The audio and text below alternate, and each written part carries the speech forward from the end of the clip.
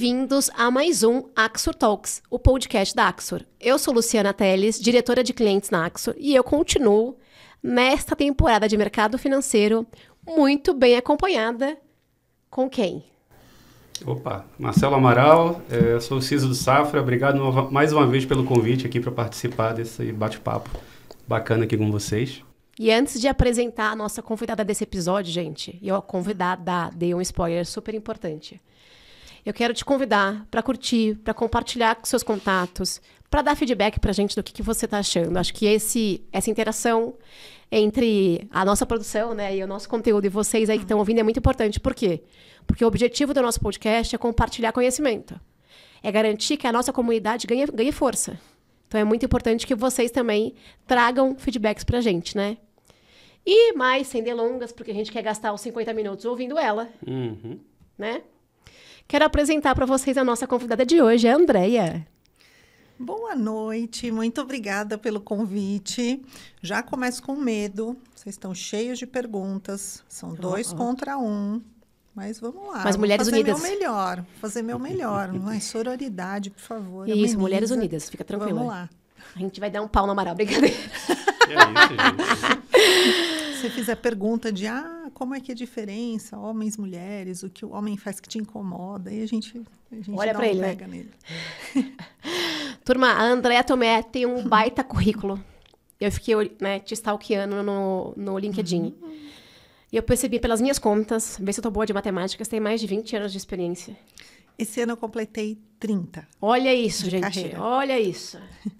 Então tem muita coisa que você pode contar pra gente. Se apresenta para quem não te conhece. Bom, eu sou Andréia Tomé. A minha área em cyber é interessante porque, assim, comecei minha carreira já em cyber. Não era o que eu queria, óbvio. Formada em ciência da computação, eu queria ser programadora. Sou programadora frustrada, sempre falo isso. E já comecei direto numa Big Four, numa área de auditoria de segurança. Eu falava, o que é auditoria e o que é segurança? Não sabia o que era. Mas, assim, área apaixonante, estou nela até hoje. Trabalhei já com outras coisas, áreas afins, né, como governança de TI, auditoria de tecnologia, de sistemas, transformação digital. Mas desses 30 anos, a minha vida inteira foi em consultoria. Uma passagem de cerca um pouco mais de 6 anos como empreendedora. E os meus últimos 10 meses, pela primeira vez na vida, uma passagem única, eu fui cliente. Para sentir na pele, né? Para voltar para as consultorias aí com uma experiência um pouco diferente. E sabe o que é legal? Ela também é professora. E aí, de vários lugares. Quando eu fui olhar, eu tinha mais de 24 experiências profissionais no LinkedIn. Eu tive que ficar abrindo, mostrar mais. Porque ela tem tanto conhecimento que ela dá aula em vários lugares. Se você foi aluno dela, comenta também aqui para a gente poder saber. E é muito legal contar com você aqui, viu? Essa história é interessante, porque assim, eu sonhava fazer mestrado, um dia dar aula, e eu estava num evento em 2000, há 24 anos atrás. E chegou ali um senhor... E parece que foi ontem, né? Parece. Chegou um senhor no stand, na época eu trabalhava na ISS, na Internet Security Systems, que foi adquirida pela IBM. Ele chegou ali no stand e falou, eu queria falar com você, eu assisti sua palestra de IBS 7799. Eu, puxa, como eu posso te ajudar? E a gente ficou ali 2 horas falando. Quem era este senhor? Coordenador dos cursos de cyber no ITA. Aí passou 1 ano, 2 anos, ele me chamou e falou, Andréia, eu tenho uma cadeira aqui de pós-graduação, é um curso de pós-graduação para militares. E eu tenho uma cadeira de segurança, eu queria te convidar para fazer algumas aulas dentro da minha cadeira. Eu falei, oi? Mas eu não tenho mestrado, não tenho doutorado, eu tinha, sei lá, 28, 29 anos. Ele me inaugurou na carreira acadêmica, muito antes de eu fazer mestrado. Resultado, não fiz mestrado até hoje, gente. Porque aí você entra com especialização notória, como professor convidado, mas é algo também mágico, é algo que a gente faz assim, você tem, né, aquelas pirâmides de aprendizado, quanto você aprende lendo, verbalizando, tal. 90% do aprendizado é quando você ensina o outro. É fantástico, né? Ensinar é uma baita oportunidade de poder aprender também o tempo inteiro, né? Exatamente. E, gente, é claro que eu vou puxar esse tema na largada. Vou sair do roteiro. Ai, meu Deus. Mas como é que é ser mulher neste mercado? Olha, outro dia eu estava palestrando na universidade onde eu me formei. Eu sou do ABC, sou formada na USCS, na Universidade de São Caetano, e o coordenador de curso é o mesmo até hoje, me convidou, foi lá palestrar, eu falei, professor, acha para mim, né, quantas mulheres tinham na sala? Eu não sei se a gente tem no arquivo, eu vou ver, não chegou. Aí eu achei o convite da formatura. Nós éramos 40% na sala de aula. Eu não sei o que acontece, se é só no ABC, se era só ali. Eu me formei em 1994. Eu não sei se foi a época, eu não sei o que aconteceu, mas nós éramos 40% nos cursos de ciência da computação, 40% mulheres. Então, na faculdade, eu não senti o que a maioria das mulheres sente. É óbvio que muitas delas param, não terminam. Tenho aqui alguns indicadores, né, da ONU, que 85% dentro lá dos Objetivos de Desenvolvimento Sustentável, quando você estuda a igualdade de gênero, 85% das mulheres se interessa por carreira STEM, ciência, tecnologia, engenharia e matemática. Só 15% concluem um curso. Isso no mundo. No Brasil não é diferente. Quando eu fui para a empresa de auditoria vem não do universo de tecnologia, muitos contadores. Então, eu não sentia falta de mulheres ali. Tinham muitas mulheres em auditoria financeira. Então, assim, no começo da minha carreira eu não senti isso. Mas indo para a empresa de tecnologia, para as consultorias, aí voltou a ser o cenário que a gente está acostumado, que é ser mulher, ser minoria. Mas era uma época tão assim, a gente não tinha toda a informação que tem hoje, né? Não conhecia o que era mansplaining, interrupt, que o homem faz, que não faz, brigas entre homens e mulheres, o que é permitido, o que não é. Então, eu diria para você que eu sempre falo que eu não sou nem exemplo para isso, porque eu acho que assim, se incomoda, a gente tem que parar, conversar e resolver. Mas eu passava como um trator em cima disso. Hoje, eu aprendi muito com o OMS, eu sei que a gente vai falar um pouco mais sobre Latam Women in Cybersecurity, mas quando eu ouço as histórias das meninas, eu falo, eu passei por isso, mas eu não sentia assim. Eu tinha que passar não impactou dessa forma. Assim. Exatamente. Eu tinha que ir, eu tinha que subir, eu tinha que entregar projeto e fazer as coisas e não parava para prestar muita atenção nessas coisas. Foi difícil, sim. Eu trabalhei da forma como dava, com diversas situações, e eu falo que se eu tiver que encontrar atrocidades ou comportamentos para falar, isso aqui foi ruim, foi minoria, cara. Não foi a maioria.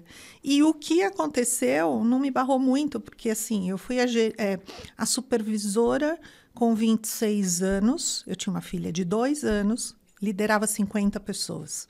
Em 2 anos, eu fui a gerente com 28, 27 para 28. Com 35, eu era diretora. Então, sei lá, acho que não funcionou muito, assim, se tivessem barreiras ou preconceitos, ou seja lá o que for. Conta um pouquinho da ONS, para quem está assistindo a gente.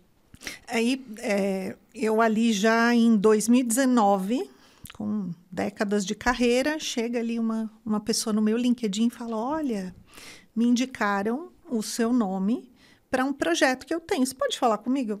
Posso. Aí me aparece lá Letícia Gemel, uma brasileira que trabalha... Na época, ela trabalhava na Cisco, nos Estados Unidos. Desbravadora total. Hoje ela já está se mudando, está pela Microsoft se mudando para Portugal, a última notícia que eu tive. Ela falou, então, me deram o seu nome, eu estou procurando alguém para abrir o capítulo do Brasil. Eu assim, gente, eu não consigo nem... direito dar conta das minhas coisas, dos meus projetos, estou empreendendo, como assim? E aí ela me mostrou um projeto maravilhoso. Alcançar mulheres, reduzir o gap de conhecimento e aumentar o quórum de mulheres em cyber. Falei, gente, alguém tem que tocar isso. Foi em agosto de 2019, esse ano a gente está completando 5 anos de jornada, mais de 800 voluntários, e a única coisa que eu pedi, vamos ser uma ONG feminista, mas não separatista. Quero os homens com a gente, para a gente poder conversar, lidar com isso. Se eles são 80% do mercado, eles que vão liberar as meninas para as iniciativas, incentivar e empoderar a carreira. E assim foi. A gente tem hoje os queridos WOMSE e He4She dentro da WOMSE nessa jornada. E muito legal. E quem está assistindo a gente e quer participar? Quer fazer parte dos encontros, enfim, dos treinamentos, como é que faz? Primeiro vai ser muito bem-vindo. Tem o grupo que só quer entrar ali, ficar na escuta ou usufruir dos programas, e o grupo que quer ter um pouco mais de ativismo e trabalhar nas nossas iniciativas. Só entrar no site www.womc.org, W-O-M de Women, CY de cyber.org. Faz sua inscrição, você vai ser chamado ali para entrar no nosso grupo, no nacional e no internacional, e aí a gente começa toda a mágica no processo. Muito bom. Estou até sem assunto aqui perante a gente vai uma ficar missão tão bacana. naqueles segundos para você puxar uma pergunta. Manda brasa, Marcelo. Eu vou fazer uma vamos pergunta, lá. mas tem a ver com o começo aqui da nossa conversa. Eu passei por uma situação inversa tua. Eu fiquei o tempo todo como cliente e exatamente quando a gente se conheceu, 5 anos atrás, eu estava tentando, deixa eu ser fornecedor por um tempo, né? E foi bacana porque tudo aquilo que eu cobrava de fornecedores meus antes de eu virar fornecedor e ter clientes, eu falei, caramba, eu acho que eu estava sendo duro demais. Você viu isso quando você ficou esses 10 meses como cliente? Como cliente, as dificuldades que o cliente... Que eu já tive amigo, assim, que chegou para mim e falou, Amaral, você tem que me dar logo a resposta, porque eu fiz uma previsão de... Eu falei, cara, assim, eu tenho N coisas para fazer. Se a RFP era até tal data e a gente não conseguiu fechar, não é porque eu quis, é porque a gente, né? Então, foi bacana trocar de lado. Fala um pouco da tua experiência. Quando a gente troca de lado, é até ruim, né, para o outro lado, porque você é especialista no lado dele, concorda? E aí você imagina, eu como cliente, recebendo atendimento de consultorias, poxa vida, né? É óbvio que a análise crítica é intensa, que você fala, demorou demais, onde já se viu que eu tenho que ligar atrás para pedir proposta? Eu senti igualzinho. Você fala, pô, na minha época, se eu demorasse tanto, eu estava perdida, não pode. Então, ai de mim, né? Se exato. Assim, E aí eu acho que a questão não se restringe a prazos, né? Eu acho que hoje, quando a gente fala de mercado financeiro, puxa, tem toda uma tônica, né, um peso, né, de trabalhar com o dinheiro dos outros, sabe? E eu acho que esse apelo por qualidade, por entregar excelência, por entender que o setor financeiro, por ser muito atacado, já aprendeu muito e tem uma régua lá em cima. Então, não é o serviço para um iniciante. Sabe, a proposição, ela tem que ter ali todo um glamour e toda uma série de elementos que ajudem a você manter a régua do que é um mercado financeiro. Eu digo no Brasil porque a gente é muito atacado, né? A gente sabe que isso reflete a América Latina. Mas, puxa vida, eu escuto de colegas, né, de consultores, de caramba, atender instituição financeira, você tem que ser muito criativo. E eu acho que a questão de você trabalhar a sensibilidade para entender o momento do outro, a questão do outro, é diferente de você fazer um assessment básico de uma indústria que está começando ou está se reestruturando. É diferente. Eu senti isso, Amaral. Senti. E aí, o que você pode contar sobre... Tá bom, dessa experiência aí que você falou, agora estou pronto para poder voltar para o meu lado preferido, de alguma forma. O que você mais aprendeu, assim, que vai te agregar na posição de consultor, enfim, na tua carreira, mas estando numa posição dentro de um banco? Foram várias novidades, assim, na minha carreira, né? Passar para o lado de cliente era algo que eu não tinha e eu não nego o fogo. É inovação. Apareceu a oportunidade, eu vou estudar, a gente já percebeu, vou né, me gente, jogar. A gente.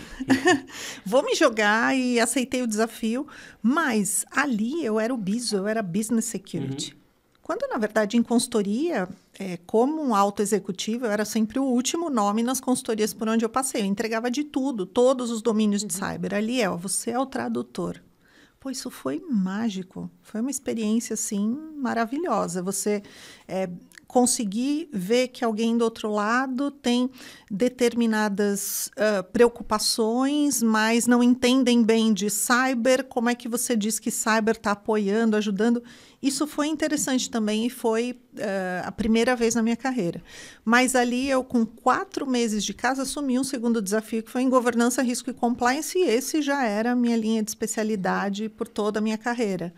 Então, teve toda uma série ali de elementos que foram novos para mim.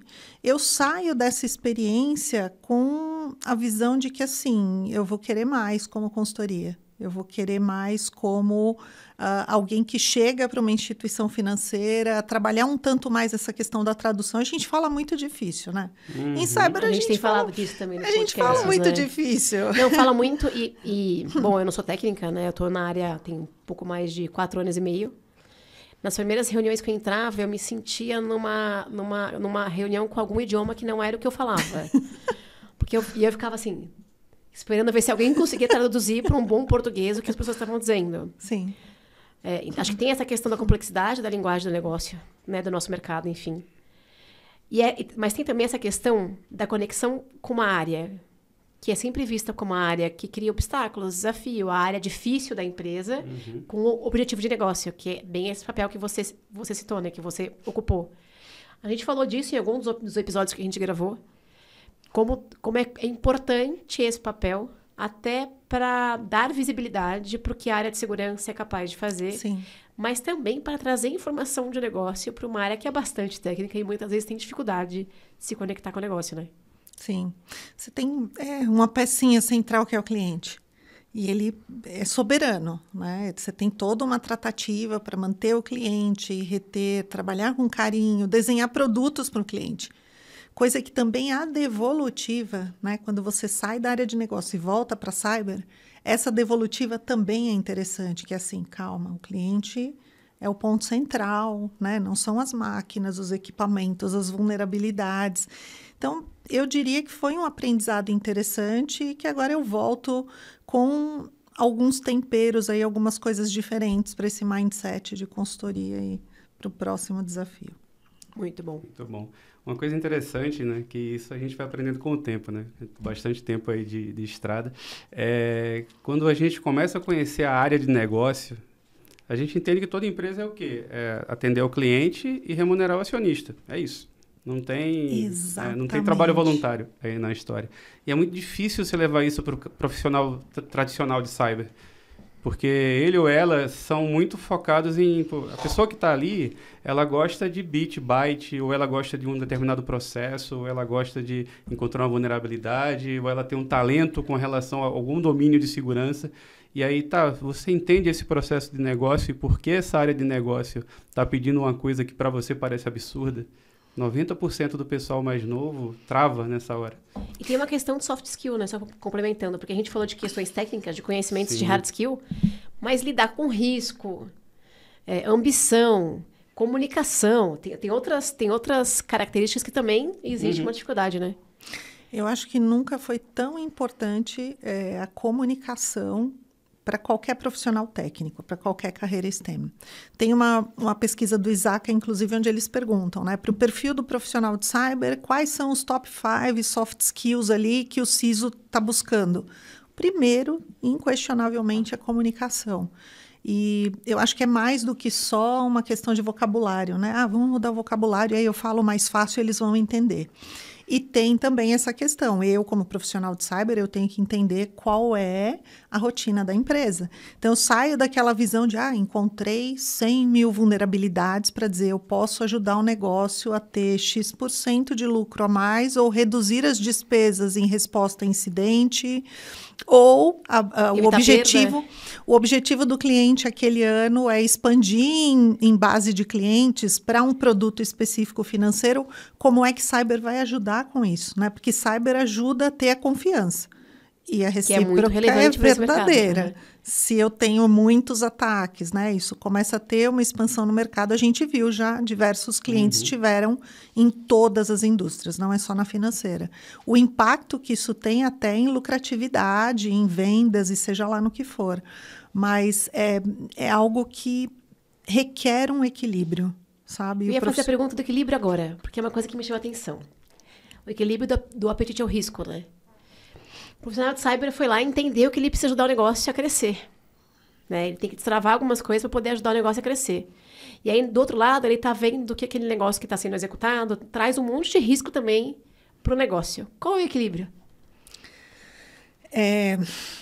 Pois é, né? Do risco à oportunidade também, né? Quem não arrisca não petisca. Né? Eu estudo risco aí há mais de 20 anos e cheguei à conclusão, e me agrada muito uma visão que você encontra no relatório de riscos do World Economic Forum, um risco chama outro, independente da natureza.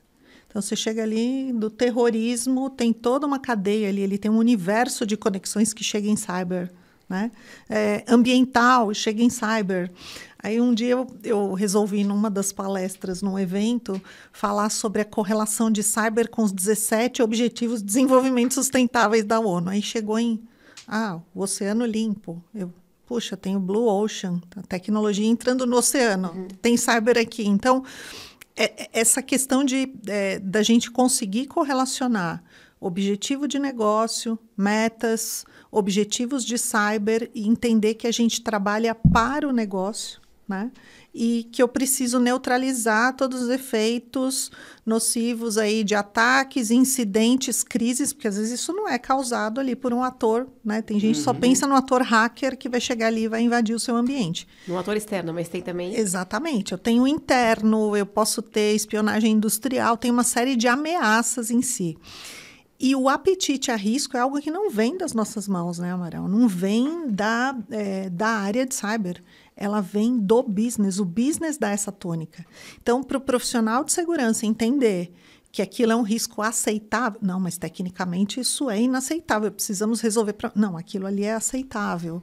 Mas vai ter um problema técnico, mas não vai ser um problema de negócios. Isso aqui não vai ferir efetivamente a imagem corporativa perante o mundo. Enfim, é uma loucura. É uma loucura. Mas a gente leva tempo para entender isso, né? Total. Então, isso é uma coisa que eu acho interessante. Eu acho que os dois skills, os dois soft skills que eu acho que fariam muita diferença hoje para o profissional de cyber, não tem nada a ver com a parte técnica. Eu acho que o primeiro é a parte da comunicação, isso é muito importante, e o segundo é a curiosidade. Se você não é curioso para entender o que tua empresa faz, né? Entender o que é aquilo ali na ponta, o que é aquela área de negócio que está te pedindo uma coisa absurda e está querendo fazer.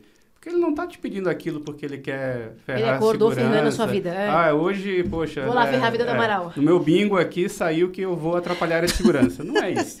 E meu horóscopo dizia, atrapalha o seu time de segurança. Então, assim, ele está lá porque ele tem uma meta. Sim. E a vulnerabilidade, isso um colega há muitos anos me falou um negócio que eu achei extremamente bacana. Ele falou para mim, a vulnerabilidade mais crítica que tem é quando não tem uma tecnologia, um processo para atender a área de negócio, porque ele tem meta, ele vai dar o jeito dele de entregar e vai apelar para a criatividade. Se transforma em Shadow IT, em N outras coisas que a gente já viu. Eu vi Shadow AI agora, há alguns meses. Começaram a falar em Shadow AI. Eu falei, nossa, a gente nem resolveu o Shadow IT ainda.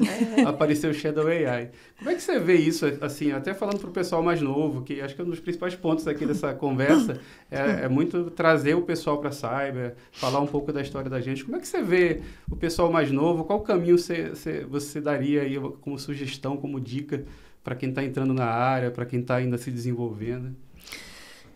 Eu acho que a gente não tem sido uma área tão glamurosa, né? Se a gente fosse uma área glamurosa, porque hoje com a questão da guerra cibernética, todo mundo vê ali, olha, tem gente que não diz, eu não vou ser CISO na minha vida, nem pensar, né? Eu não vou ser DPO na minha vida, nem pensar, né? Eu conheço alguns colegas que são CISO e DPO, né? Enfim, loucura, grande responsabilidade, mas eu diria para as novas gerações que, assim, a gente tem que estudar muito, ok, eu acho que vocês estão no caminho. A questão de comunicação, eles estão vindo com um combo num mundo que eu diria que, se a gente comparar quando a gente começou a carreira, ele é privilegiado. A gente tem muita informação, as tecnologias, caramba, evoluíram muito, né? Eu tenho hoje correlações diversas, inteligência em cyber, a inteligência artificial chegando com força aí para atrapalhar e para ajudar também. Mas eu acho que tem algo que não muda independente de geração. É a qualidade daquilo que eu entrego. Então, quando a gente olha a arquitetura dos ataques, houve um ataque porque eu explorei o ser humano. Faltou qualidade na conscientização. Houve um ataque porque eu explorei um código. Faltou qualidade no desenvolvimento seguro ou de qualquer camada, né? Pode ser rede, sistema operacional, banco de dados, API. As APIs hoje estão aí utilizadas, principalmente quando a gente fala de Open Banking. Mas eu diria que, assim, não tira qualidade de entrega da sua agenda. E qualidade de entrega, eu garantir que aquele controle que eu desenho ele com excelência. É para proteger, para segurar, para proteger o quê? Segurança da informação. Eu protejo a informação e o negócio ele é repleto de informações. E assim eu vou proteger o negócio. Mas eu vejo que muita gente ultrapassa a qualidade em detrimento a conseguir velocidade e entregas. Entregas sem qualidade geram vulnerabilidades e espaço para ataques. Né? Se a gente olhar a arquitetura de boa parte dos grandes ataques, a gente vai chegar nessa... Então, a bandeira que eu tenho levantado hoje é muito nessa linha. Qualidade. Qualidade na interpretação de um framework, qualidade na entrega de um controle, na gestão daquele controle, em manter aquele controle vivo, seja ele ligado a pessoas, processos ou tecnologia. Isso eu acho que a gente não pode perder. Sabe o engraçado? Faz 25 anos que o problema é sempre esse, a qualidade. Quando eu era analista, quando você era consultora, já era isso naquela época, né? Sim. Já tinha esse problema. A diferença é que agora as coisas escalaram uma proporção que não tinha. 10, 15 anos atrás, a minha discussão, né, como head de segurança ou gerente de segurança em outras empresas, eu sempre ouvia aquela história, mas você está falando de um problema teórico. Esse problema, graças a Deus, acabou na nossa área. Faz uns 10 anos que ninguém... Até porque os problemas teóricos viraram práticos. Viraram práticos, Mas assim, é tudo qualidade. Engraçado, né? E uma coisa eu senti, né? O que muda é legal, o privilégio que a gente tem muito tempo de casa, né? Tem 30 anos, aí começa a calcular ali com quantos anos a gente se forma, você vai chegar na minha idade. Mas eu diria o seguinte, naquela época, a área de segurança jamais divulgava a natureza dos seus incidentes. Hoje, eu tenho requisito regulatório que me obriga a comunicar ao mercado como fato relevante, blá, blá, blá, e a gente fica sabendo. Então, era a mesma coisa, só que hoje a gente sabe mais.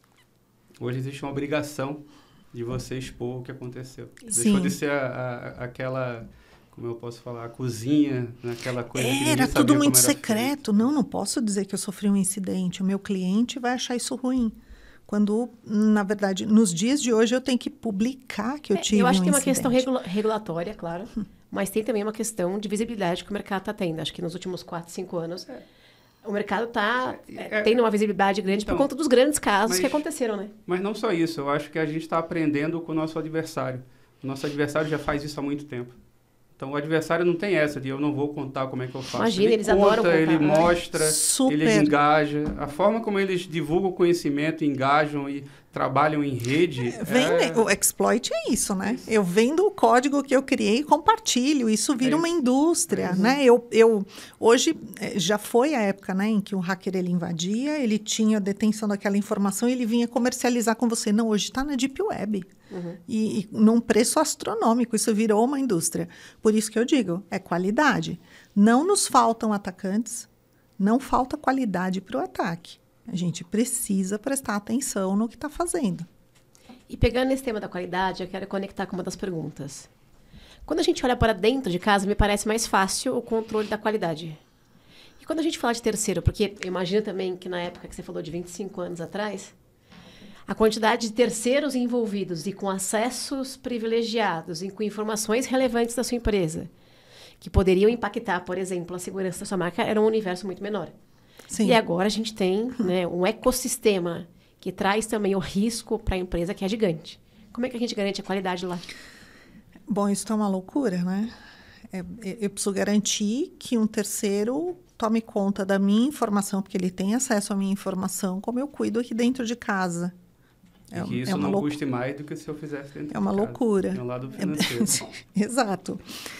E assim, tem quem vá, entende essa importância e vai até as pontas e vai checar como é que isso está sendo tratado, até por requisito regulatório. Na indústria financeira tem muito disso. Quem tem certificação 27001 é obrigado a ir para segurança. Quem tem certificação 27701 para privacidade é obrigado a ir até lá.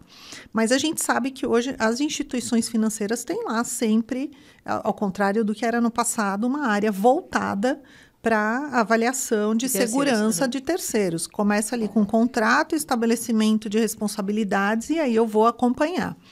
Só que sempre falta braço e faltam recursos humanos. Então, eu vejo muita gente parando ainda na questão de self-assessment, manda um checklist, o terceiro vai te responder e você vai avaliar, o que não garante. Isso não é um processo de qualidade. Eu não estou garantindo a qualidade da checagem e da verificação, certo? Aí eu precisaria de um braço a mais para avaliar quem tem o maior risco ali dentro dessa avaliação de self-assessment para poder visitar. Essas visitas não necessariamente acontecem, né? Posso coletar documentos, posso avaliar a documentação. Aí dizem, não, é confidencial, não posso te passar. Entra uma briga toda comercial, jurídica, contratos que às vezes não nos resguardam para a gente conseguir entrar nessas casas para conseguir avaliar a natureza do que está acontecendo ali com a nossa informação. E aí entram os conceitos, né? Se é controlador, se é operador. Eu já ouvi dentro da minha carreira que assim, se eu sou controlador, eu não preciso seguir as regras de operador. Eu falei, mas eu sou operador de alguém. E alguém é operador para mim. Então, eu preciso entender as regras do operador para colocar como requisito contratual ali e verificar se ele está cumprindo. Então, está complexo, está trabalhoso, a cadeia de terceiros, Agora, se a gente pensar em indústria nacional, um é terceiro do outro, certo? Então, um banco presta serviço para mim, eu sou correntista, eu sou cliente, tudo bem. Mas aí tem o prestador de serviço de uma indústria, tem prestação de serviço de saúde. Puxa, o prontuário hoje, todas as empresas acabam passando ali para os seus funcionários um plano de saúde. Ela tem acesso ao meu prontuário médico porque ela é a detentora ali do contrato do plano de saúde. E aí entra, né? Dado pessoal sensível, informação confidencial, se é restrita, confidencial, interna pública. É complexo. Então, requer muita atenção e eu acho que essa questão, o risco é importante nesse processo para eu saber aonde eu vou apostar mais ou menos porque eu tenho recursos escassos, né? E tem muita coisa acontecendo nas pontas. Muitas vezes a gente vê um incidente e ele não aconteceu dentro da casa-mãe de uma determinada instituição. Os grandes casos que a gente tem visto são sempre de terceiros, né? Eu acho que essa é uma novidade aqui dos últimos anos, é que o aliciamento ganhou força e hoje é uma das principais preocupações, porque, infelizmente, num país como o nosso, é muito barato aliciar alguém e como se fala, a probabilidade daquela pessoa, a punição que ela vai receber pelo crime que ela está cometendo é baixa.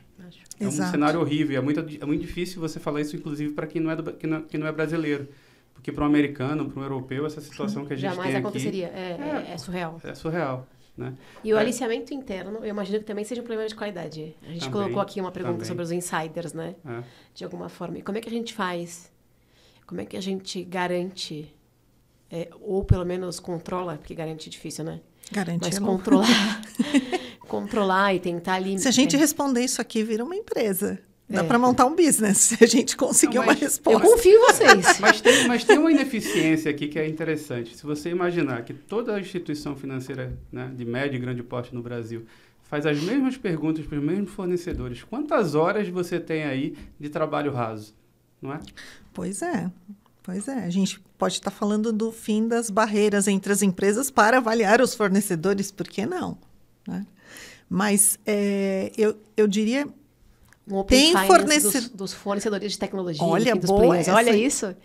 Boa, sim. Quem sabe a gente eu diria que sim, tem fornecedor que está aprendendo muito com isso. Porque aí você chega e já fala, caramba, olha o que eles construíram. Eles estão aprendendo com esses requisitos e essas obrigações. Tem gente que não está aprendendo nada. Tem gente... E aí você olha e fala, essa pessoa em cadeia, líder de mercado, atende N pontas da indústria. Puxa, é preocupante, às vezes, o que a gente encontra de fragilidade. E tem mais. Aí, se eu encontrar na minha instituição, eu não compartilho com o Amaral. E aquele fornecedor também presta serviço para ele. Não tem, né, uma lista... a gente não pode falar blacklist. Não tem uma lista de boas práticas e piores práticas na gestão, no sistema de gestão de segurança em fornecedores. Isso... Hoje começou de forma tímida no mercado financeiro, a gente compartilha indicadores. Então, dos fornecedores? Não, indicadores de cyber. Então, sim. Os SOCs têm algumas ferramentas via Febraban que se compartilha indicador, mas não se compartilha indicador de fornecedor ainda. Fornecedor ainda não. Então, um fornecedor que, por exemplo, no processo de um banco A é qualificado como risco alto e no banco B ele está como risco médio ou baixo, tem algo errado aí. Alguém classificou errado, exatamente. Alguém classificou errado, ou o próprio fornecedor respondeu de forma inadequada. Sim. Então, esse tipo de intercâmbio de informações para o mercado financeiro seria extremamente valioso, porque o adversário faz isso. Sim. Você está tocando num tema que é colaboração, né? Isso. Colaboração de indústria. Então, você citou bem. Tem lá a Febraban que chama um grupo para a gente trocar informação. Mas ela chega até certo nível, porque ainda é liderado por uma entidade de mercado, né? Tem lá, efetivamente, quando eu estou sofrendo um ataque, identifiquei que é o IP do Safra. Eu vou ligar lá para quem? Né? Essas estruturas ainda não estão muito bem definidas. Vou ligar para o Amaral, se eu conhecer o Amaral. Né, Amaral? Todo dia na comunidade da Axor, você alguém perguntando, por favor, tem alguém aqui do banco tal? Tem alguém aqui da instituição X? Estão sempre pedindo essa conexão. Sim. Mas isso é interessante, acho que até linkando com o começo da conversa, quando você falou da ONCE, você falou, a ONCE não vai ser uma entidade só de meninas, a gente também vai chamar os meninos para participarem. Eu acho que aqui é parecido, você tem, sem colaboração, é muito mais difícil. O atacante colabora um com o outro, gente. Sim. E é brilhante a forma como eles fazem, sim. Brilhante. Gente, quando você chega ali em guerras cibernéticas interpaíses, muitas vezes elas começam ali numa guerra fria, numa guerra física. Poxa, basta ali um chamado via internet, no YouTube, um já toma o partido do outro, cada um vai para um lado. A gente não conseguiu fazer isso bem, na minha opinião. Mas tem uma questão também das empresas entenderem que as outras empresas são os concorrentes dela. E aí não quererem abrir, talvez, essas fragilidades, né? E as vulnerabilidades. Mas, na prática, o concorrente, nessa área, na área de segurança, não é o outro banco. É o cybercriminoso, é o ator malicioso. Na verdade, essa geração atual aqui, pelo menos a sensação que eu tenho, talvez você possa me corrigir, não tem essa. É mais uma questão de evolução, de hábito mesmo. As áreas de cyber, em todas as grandes empresas, telecom, mercado financeiro, tech, etc., e-commerce, a gente sempre trabalhou muito para dentro. Então, o hábito de colaborar é recente. Olha, eu diria que nessa minha última passagem, o que eu senti... Os SOCs e as áreas de inteligência estão começando um movimento em prol de melhorar esse processo de comunicação, tá? Eu tenho um networking interessante em cyber e cheguei a áreas de inteligência de um outro banco falando, eu estou investigando para mim, mas chegou o nome aqui de alguém que te interessa. Você olha e fala, caramba, que legal isso. Puxa, agora eu tenho que retribuir. Pessoal, o dia que a gente achar alguma coisa aqui, vamos contribuir. Mas não deveria ser ad hoc, né? Deveria ter alguma coisa mais estruturada, na minha opinião. Eu acho que esse é um próximo passo. A gente tem que fazer essa conexão também com os nossos clientes da base, enfim, para bloqueios. Às vezes, bloqueio de linha telefônica com os clientes de telecom, às vezes com bloqueio de contas, né? E apoiar, usar, né, essa força da base de clientes para poder apoiar os diferentes logos que a gente atende, porque a gente sabe que é uma ponte, né? A gente tem uma conexão ali que é valiosa. Mas seria muito legal se a gente visse isso funcionando no mercado de uma forma muito mais natural do que hoje é, né? Exato. Muito bom. Agora eu quero que você conte pra gente. Aí você pode escolher de qual das partes da carreira, de qual parte da mesa, tá? Um case marcante, uma história que te marcou, que fez diferença na profissional que você é hoje. Puxa, são tantas histórias, mas eu acho assim, né? O Amaral sempre responde nessa hora que ele gosta do fervo, da war room. Eu gosto da treta. Ele gosta da treta. As melhores partes isso. São as tretas. Nossa, é muito bom. Sabe, deu problema. Aí, Eu acho que o que me fez, com o conhecimento vasto que eu tenho hoje, com visibilidade de mercado, foi sempre poder atuar em diversas indústrias. Eu nunca trabalhei em consultoria que me trabalhou como um nicho. Você só vai trabalhar em instituição financeira. Então, eu visitava de manhã uma farmacêutica, à tarde uma alimentícia, no dia seguinte instituição financeira. Essa visão, essa pluralidade de mercado, de visão de risco, de o que é que está acontecendo, conseguir perceber a evolução da importância de cyber dentro de um setor de saúde, que aí você consegue ter comparativo, né? Como eu sempre trabalhei nesse segmento, você fala, caramba, isso aqui evoluiu, a maturidade está legal, né? Não é só mais instituição financeira, a indústria de tecnologia e de varejo, telecom, né? que são as mais maduras. Puxa, poxa, né? O setor de saúde está ali se mobilizando até pela dor, né? Não literalmente pela dor do corpo, mas está se mobilizando nesse sentido por conta de LGPD e N outros aspectos. Mas eu acho que essa pluralidade me trouxe discurso. Um consultor sem história para contar, ele não tem espaço. E eu acho que isso te traz capacidade analítica, de projeção, de sugestão para um cliente. Tem indústria que não é tão madura e que muitas vezes pede, me ajuda, eu quero melhorar muito isso. Aí você puxa aqui a boa prática de um setor financeiro para aquele processo específico, né? Eu acho que é isso. Que delícia, né? Muito bom. Muito Isso é engraçado. A gente às vezes vê indústria que não é do segmento financeiro, não é do telecom, mas que o pessoal, acho que tem a ver muito com a cultura da empresa. Eles investem em cyber. Tá? Então, isso... no começo eu achava, não, impossível fora dessa bolha aqui ter investimento em cyber, mas está acontecendo. Tem várias empresas que não são desses segmentos e que os acionistas, a cultura da empresa, eles entendem gestão de risco, entendem que tecnologia é a forma que eles vão ser melhores, mais eficientes e fazem investimento nisso. Isso é bacana. E dando um spoiler aqui, essa temporada que vocês estão assistindo esse episódio de hoje é sobre mercado financeiro, mas a gente também tem o Axor Talks do mercado de saúde. Então, sim, a gente está fazendo uma rodada de entrevistas com profissionais desse mercado e ouvindo como é que eles estão aplicando a cibersegurança, né, nas operações que são extremamente complexas. O que eu posso garantir das conversas que eu já tive é que você, a partir do momento que você conversa com alguém que trabalha nesse mercado, você entende a complexidade que é fazer cibersegurança, por exemplo, dentro de um hospital ou dentro de uma rede de postos de exames, enfim, gente, é um negócio surreal. Então, se você gosta do tema, acompanha também a próxima temporada. Eu já tive em umas indústrias, assim, totalmente loucas, vai. Indústria de sementes geneticamente modificadas. Eu falo, que isso? É transgênico, sabe? Indústria do petróleo, né? Independente, não é só Petrobras trabalha com petróleo. Tem toda... Pô, você vai chegar lá e eu fazia minhas equipes descerem para a linha de produção. Bota o EPI, vamos lá entender como é que fabrica isso que é o maior produto do nosso cliente. E aí a gente vai ver onde é que estão os segredos. Porque tem coisa que é normatizado por processo ABNT que é igual no mundo. Não tem segredo aqui, aquilo é informação pública. Mas tem coisa que a gente cria como diferencial. Só descendo em produção. E aí, nesse caminho, eu comecei a me apaixonar um pouco por OT, a me apaixonar pela visão de risco de cadeia produtiva, sabe? Isso vai te trazendo também a visão de que todos os domínios de cyber se interconectam. Então, eu digo o seguinte, o profissional de GRC hoje, que acha que o que ele entrega é paper delivery, entrega de papel, porque ele monta política, ele está fora, ele não pode mais trabalhar com isso.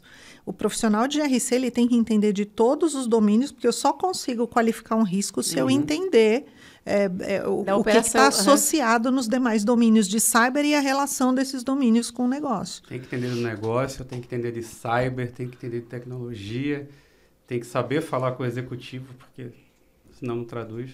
Exatamente. Mas tá bacana isso. Imagina... A gente fez faculdade, acho que na mesma época, né? E provavelmente a gente ouviu coisas parecidas. Nossa, você vai trabalhar com segurança da informação, firewall, antivírus. Eu achava que a gente era maluco, né? Tinha carreiras muito mais bonitas, né? Desenvolvimento, DBA, sei lá. Eu queria ser desenvolvedora, não queria ir. Eu fui desenvolvedor, mas eu tinha que lidar com o usuário. Aí naquela época eu comecei a achar chato.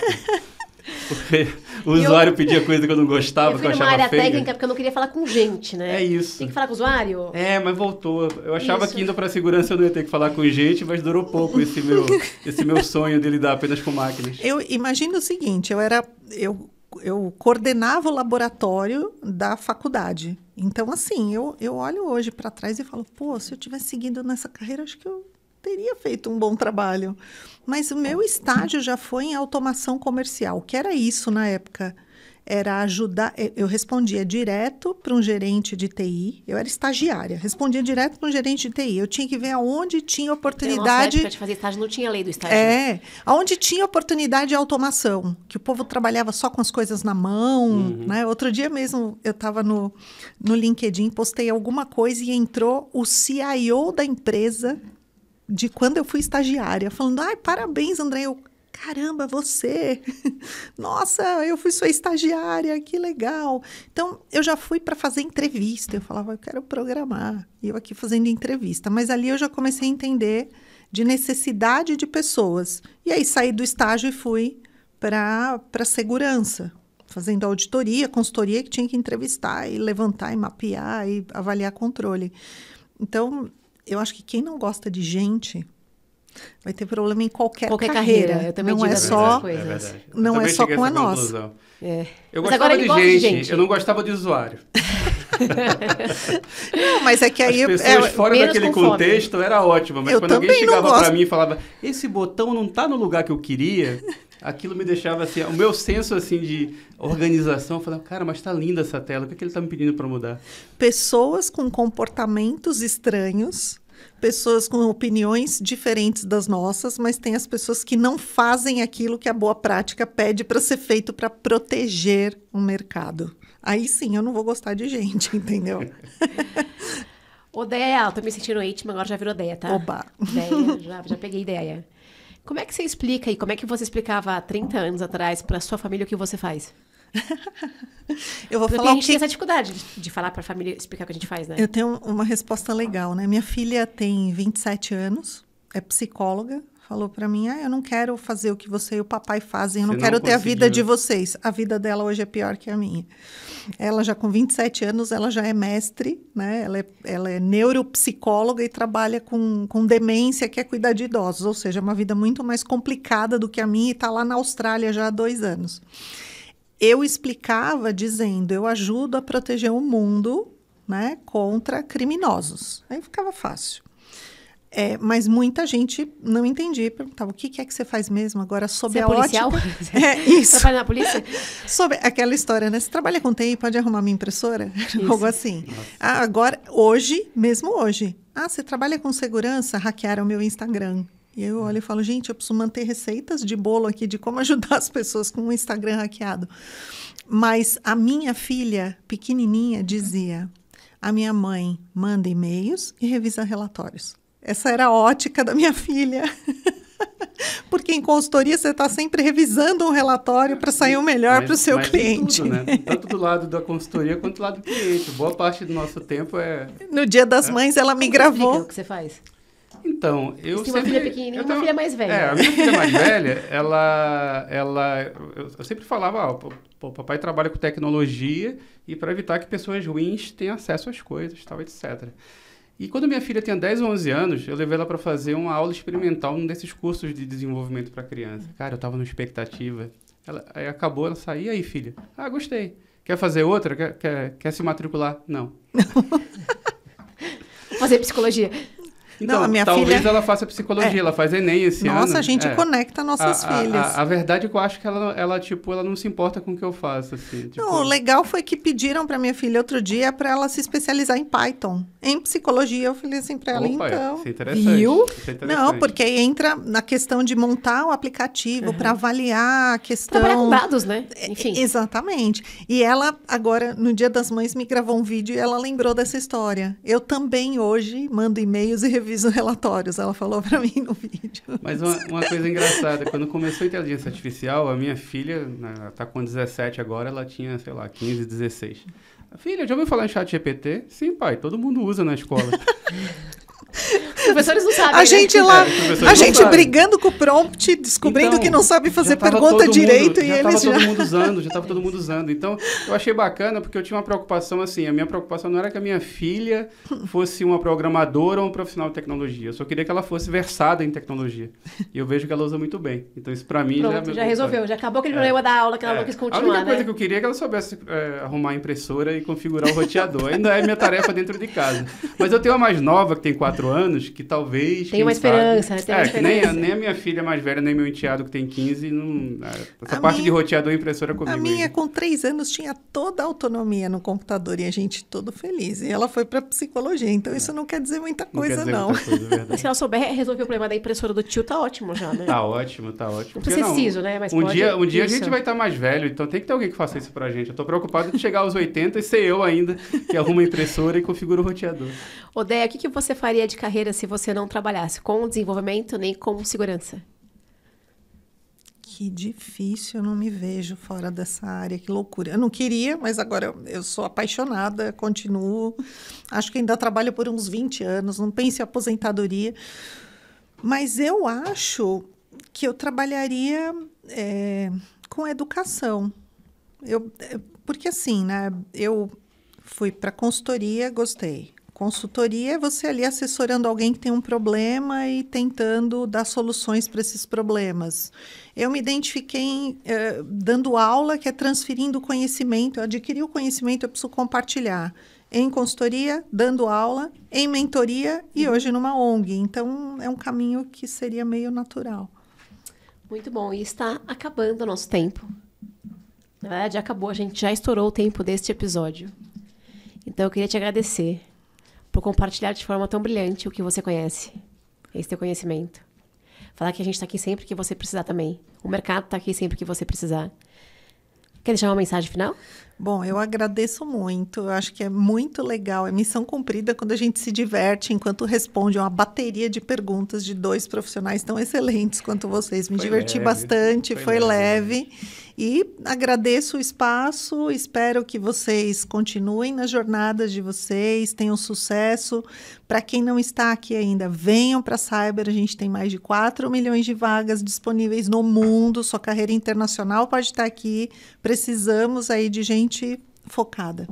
Boa. Amaral, obrigada mais uma vez. Obrigado pelo convite também. Hoje encerra, né? Hoje encerra. Essa primeira temporada. Haverá mais temporadas? Teremos mais temporadas, mas quem sabe mais de mercado financeiro? Você topa? Opa, conta comigo. Eu gosto de falar. Olha, né? Eu gosto de gente. Você percebe? Nossa, né?